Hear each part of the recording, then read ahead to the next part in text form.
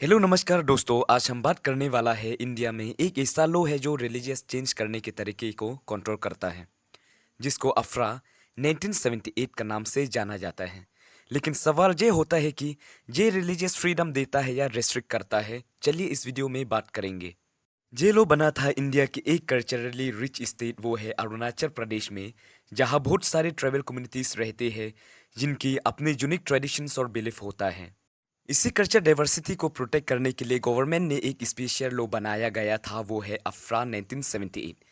1978 को देखकर थोड़ा शॉर्ट में बताने को मन कर रहा है।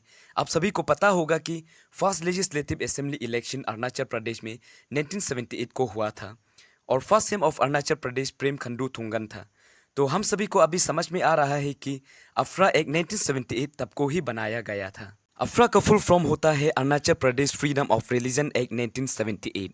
नाम से लगता है कि ये फ्रीडम देता है, लेकिन असल में ये लो रिलीजन चेंज करने के प्रोसेस को रेगुलेट करता है। और ये लो एक्चुअली क्या करता है, चलिए इस वीडियो में सिंपल में समझते हैं। इस लो के अकॉर्डिंग कोई भी व्यक्ति किसी दूसरे इंसान का रिलीजन को चेंज नहीं कर सकता है। अगर कोई भी किसी धर्म को जबरदस्ती या लालच देकर चेंज कर रहा है तो उसको इलीगल माना जाता है।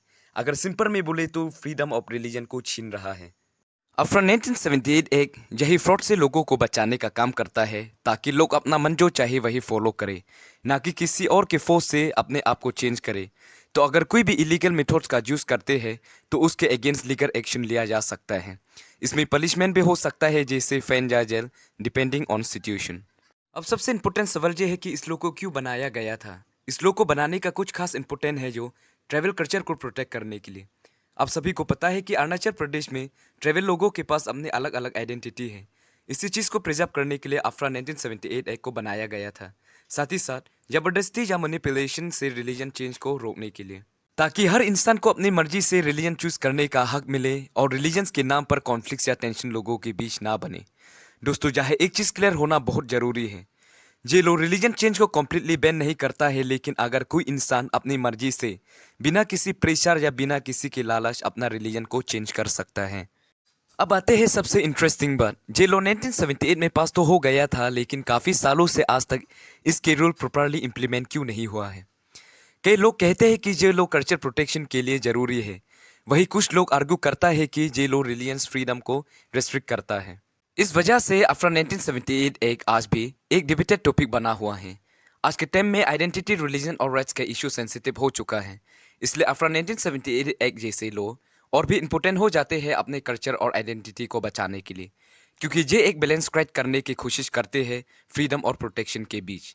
दोस्तों, मेरे ओपिनियन ये है कि मैं जितना तक समझ सकता हूँ इस लॉ के बारे में, मुझे तो लगता है ये लॉ एब्सोल्युटली सही है, क्योंकि ये लॉ हमारा कल्चर और आइडेंटिटी को प्रोटेक्ट करने का काम करता है। एक छोटा सा एग्जांपल के साथ समझने की कोशिश करेंगे। जैसे हम इंडिया का सिटीजनशिप है, ऐसा हमारा पहचान आधार कार्ड से होता है। इसी प्रकार हम अरुणाचली से, ऐसा हमारा रिच कल्चर और आइडेंटिटी से हमारा पहचान होता है।